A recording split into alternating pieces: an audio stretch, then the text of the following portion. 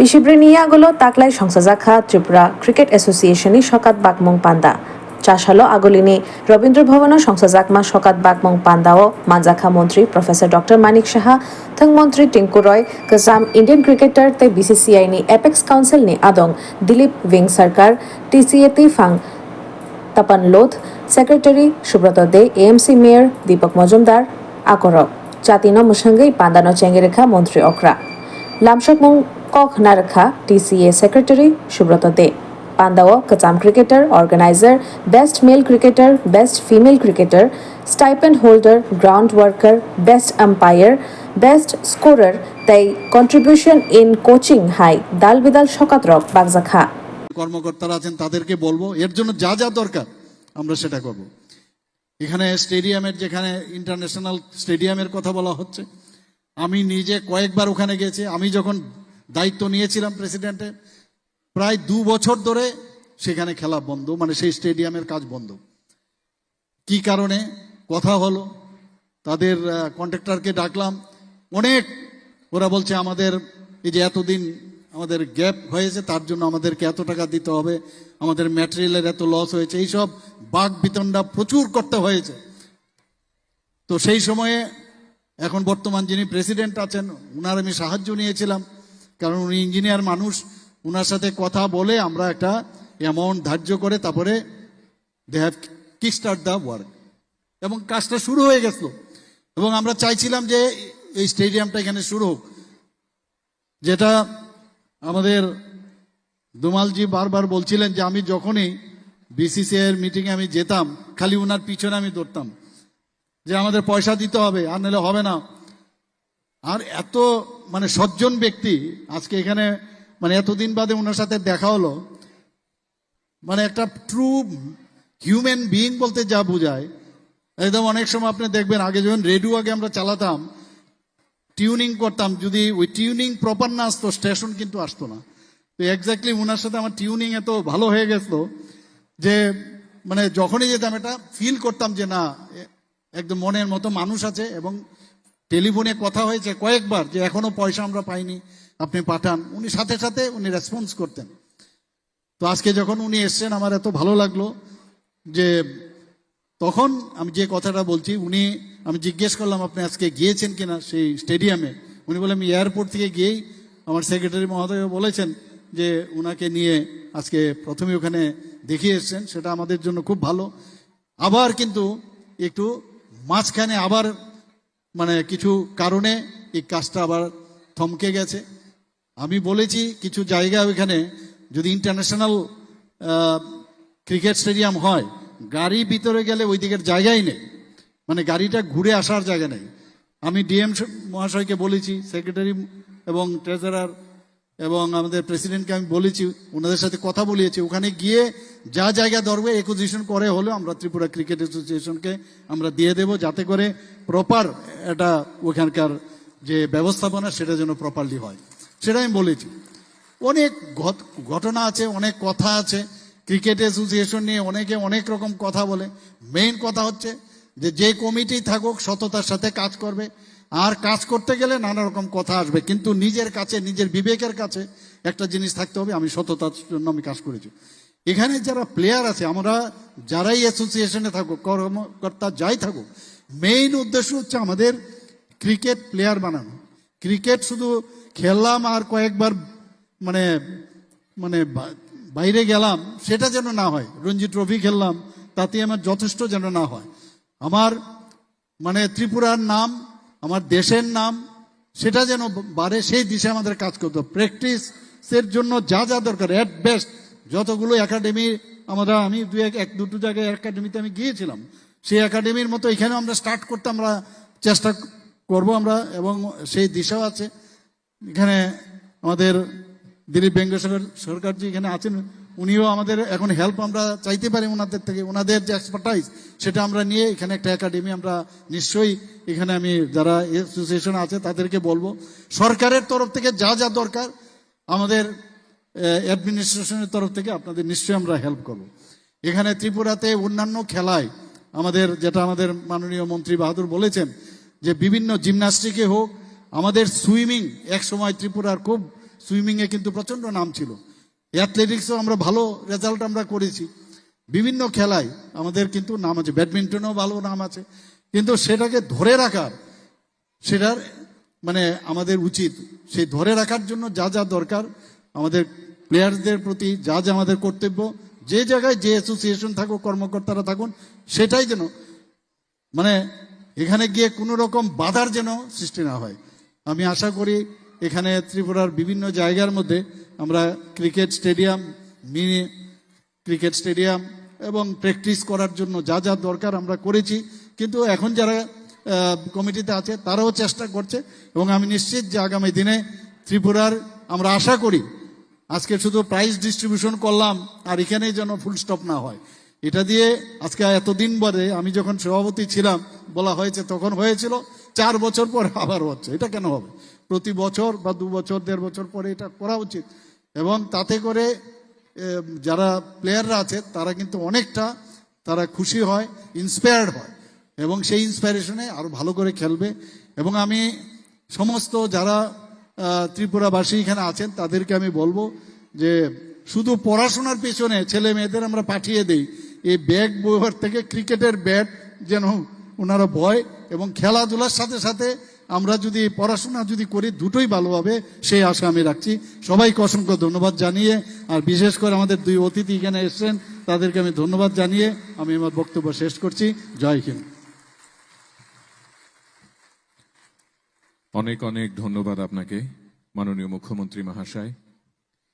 এবারে আজকের এই অনুষ্ঠান মঞ্চে আমরা একের পর এক পুরস্কারগুলো তুলে দেব, যে পুরস্কারের জন্য অধীর আগ্রহে আপনারা অনেকেই অপেক্ষা করছেন।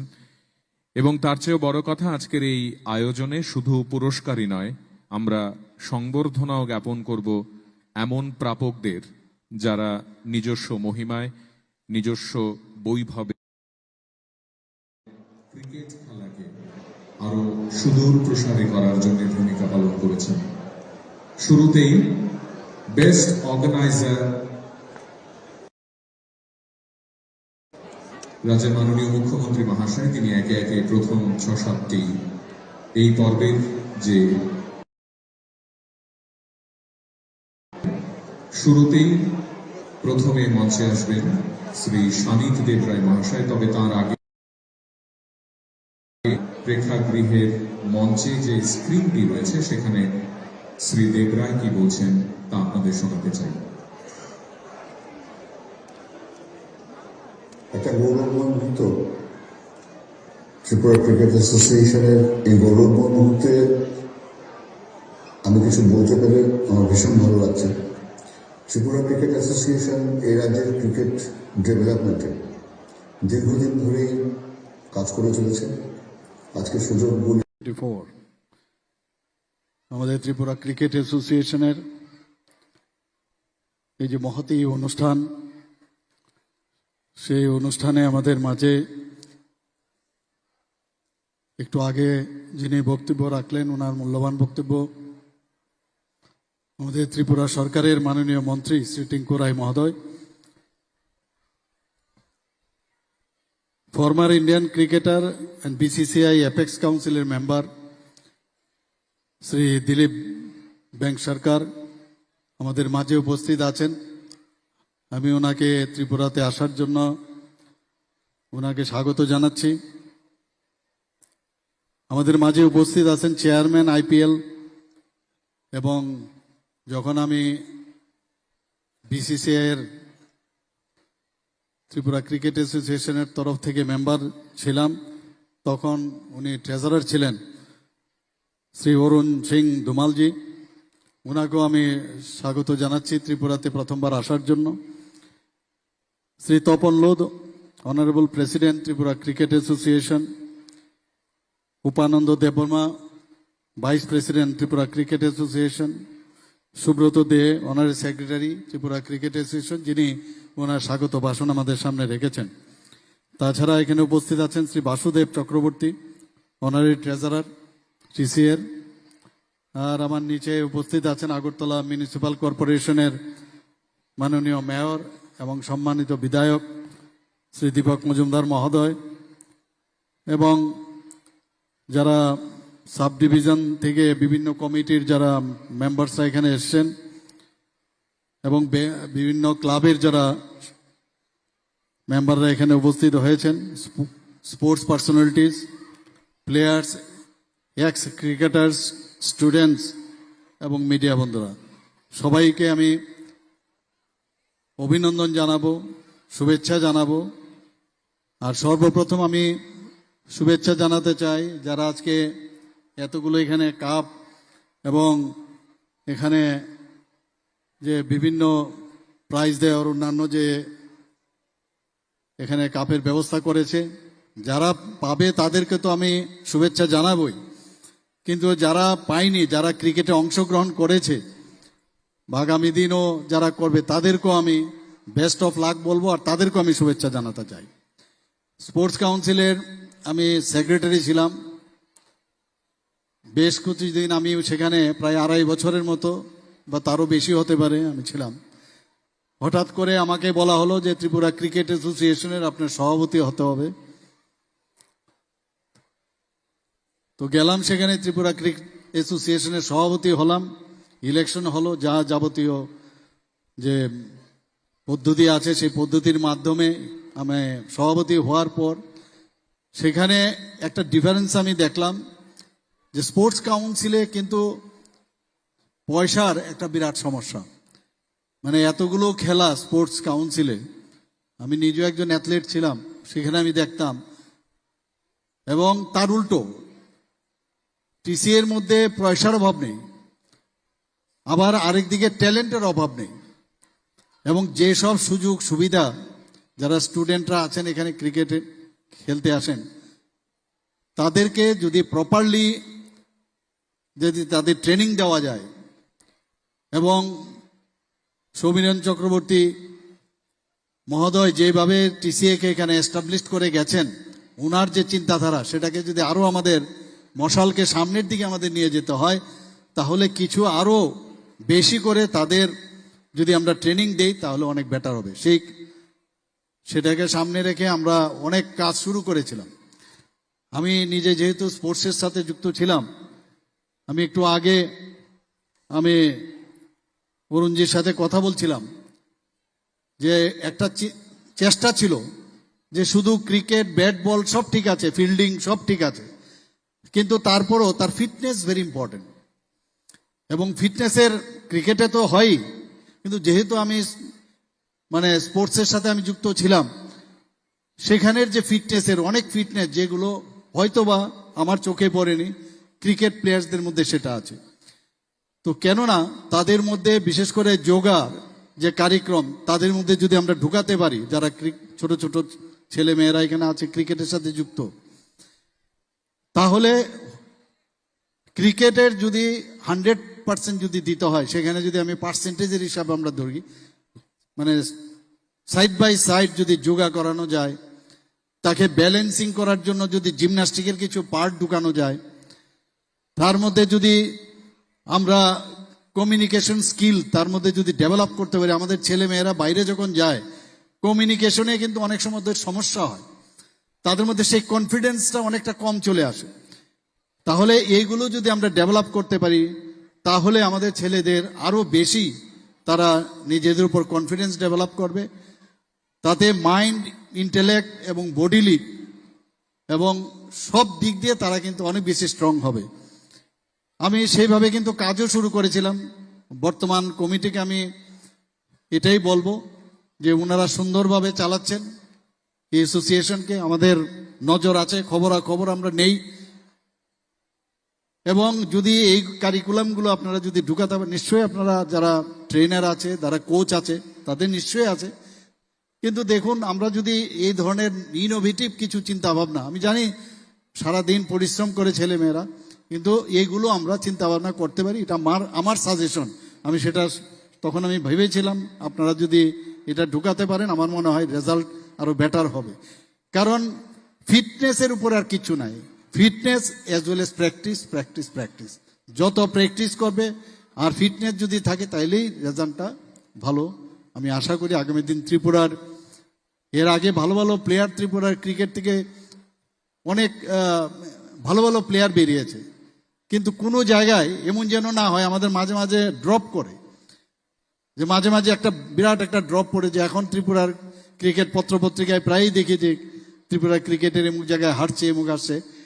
এটা মানে সাস্টেনেবল যেটাকে বলে, এই ধরনের খেলা যদি হয় এবং সেটা কঠোর পরিশ্রমে, যেটা আমার মানে পূর্ববর্তী বক্তারা ওনারা এই বিষয়ে বলেছেন যে সেটা কিন্তু প্রয়োজন।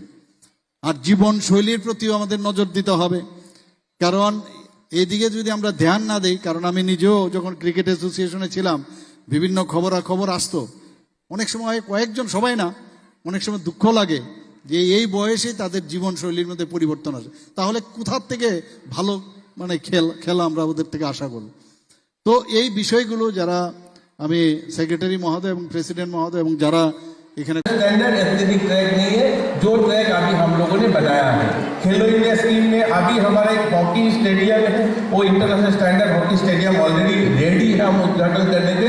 अभी उसमें टाइम लिया है हम केंद्र से, जो जब टाइम मिला वो भी हमारा उद्घाटन हो जाएगा। हमारे यहाँ पे फुटबॉल मैदान अभी 7 ऐसे हम सिंथेटिक फुटबॉल ग्राउंड 7 किया है, और डे नाइट टूर्नामेंट कर सकते हैं। इसे फ्लड लाइट लगा के भी मैदान हम लोगों ने किया है।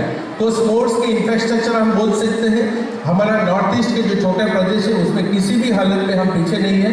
और बाकी खेल में भी, बहुत सारे खेल में आप छोटा सा आर्शिया देखेंगे, आर्शिया आराध्या जो दावा में नेशनल लेवल में, इंटरनेशनल लेवल में भी बहुत सारे अवार्ड जीता है इन्होंने। दीपा कर्मकार पूरा देश जानता है, ओलंपिक में अच्छा किया है, इस बार भी उन्होंने कोशिश किया है लेकिन मौका नहीं मिला, लेकिन एशियन में उसको अच्छा रिजल्ट किया है। तो हम उम्मीद करते हैं क्रिकेट में भी अच्छा होगा। क्रिकेट में भी आप लोगों से जो क्रिकेट के दिग्गज बैठे हैं मंच में, आप लोगों से हम विनती करेंगे, हमारा प्रदेश का जो बच्चा है उनको अंडर 17 या अंडर 19 में कभी एक मौका दीजिए, उनको सिलेक्शन कीजिए। आप लोगों जो नेशनल टीम चुनते हैं उसको उनको मौका मिले, हम उम्मीद करते हैं। और हम खरा उतरेंगे, हमारा बच्चा भी खरा उतरेगा, जो लोग वहाँ पे आप लोग मौका देंगे तो। और हम उम्मीद करते हैं आपके जो इंटरनेशनल स्टेडियम यहाँ पे बन रहा है वो बन जाएगा। और बाकी हमारा सरकार की तरफ से माननीय मुख्यमंत्री जी है, मुख्यमंत्री जी का लीडरशिप में अभी हमारा प्रदेश में बहुत सारे जगह में हम टीसीए को मैदान दिया है, जमीन दिया है उसको डेवलप करने के लिए। अभी हम लोगों ने एक ग्रैंड स्टैंड और एक पूरा अच्छा मैदान हम लोगों ने बनाया है अम्बासा में। हम टीसीए को चिट्ठी लिखा है, जो वो भी मैदान आप लोग लीजिए, वहाँ पे भी क्रिकेट का एक्टिविटी कराइए। तो हमारा प्रदेश में जहाँ जहाँ जरूरत पड़ता है, जो क्रिकेट एसोसिएशन हमारे पास आता है, हम लोग उसको सहयोग करते हैं। हम चाहते हैं हमारा प्रदेश में खेल आगे बढ़े, सिर्फ क्रिकेट ही, सब खेल आगे बढ़े, सबको लेके आगे बढ़े। और हमारा त्रिपुरा को जो एक त्रिपुरा श्रेष्ठ त्रिपुरा, मतलब हमारा प्रदेश, हमारा माननीय मुख्यमंत्री हमारा बोलते हैं जो एक त्रिपुरा श्रेष्ठ त्रिपुरा, मतलब एक आत्मनिर्भर त्रिपुरा हम बनाना चाहते हैं। उसी दिशा में हम लोग सब मिलकर काम कर रहे हैं। छोटा सा प्रदेश, आज पहले बार आप लोगों को आना हुआ, आप लोगों को भी मैं फिर दोबारा गुजारिश करता हूँ, मदारबड़ी त्रिपुरेश्वरी आप दर्शन कीजिए और बाकी हमारे साथ दीजिए, हम लोग आगे बढ़ेंगे खेल में। तो सबको बधाई देते हुए मेरा वाणी विराम। यहाँ की जो प्रतिभाएं हैं उनको सबसे अच्छा अवसर मिले, कैसे अच्छे से अच्छा अवसर मिले, इसके लिए प्रयासरत रहते थे। और आज हम सबकी खुशकिस्मती है, त्रिपुरा क्रिकेट संघ की खासतौर पर खुशकिस्मती है कि आज त्रिपुरा के मुख्यमंत्री के रूप में अपनी सेवाएं दे रहे हैं। मुझे बताया गया कि उनके जाने के बाद आज 4 साल बाद ये आयोजन होने जा रहा है। मुझे इस आयोजन के जरिए त्रिपुरा की जो यंग प्रतिभा है उनसे भी मिलने का मौका मिला, उसके लिए भी मैं त्रिपुरा क्रिकेट संघ का बहुत बहुत धन्यवाद प्रकट करता हूँ। बहुत से अभिभावक यहाँ बैठे हैं, पेरेंट्स यहाँ पर बैठे हैं बच्चों के साथ। मैं मानता हूँ उनका बहुत बड़ा योगदान रहता है इन बच्चों की प्रतिभा को और ज्यादा निखारने के लिए। और हर किसी पेरेंट के दिमाग में एक बात होती है कि बच्चे को मैं शिक्षा की तरफ आगे बढ़ाऊं या खेल की तरफ आगे बढ़ाऊं। सौभाग्य से मेरा नाता शिक्षा से भी लगभग पिछले 20 वर्षों से है। मैं स्कूल भी चलाता हूं और क्रिकेट से भी जुड़ा है।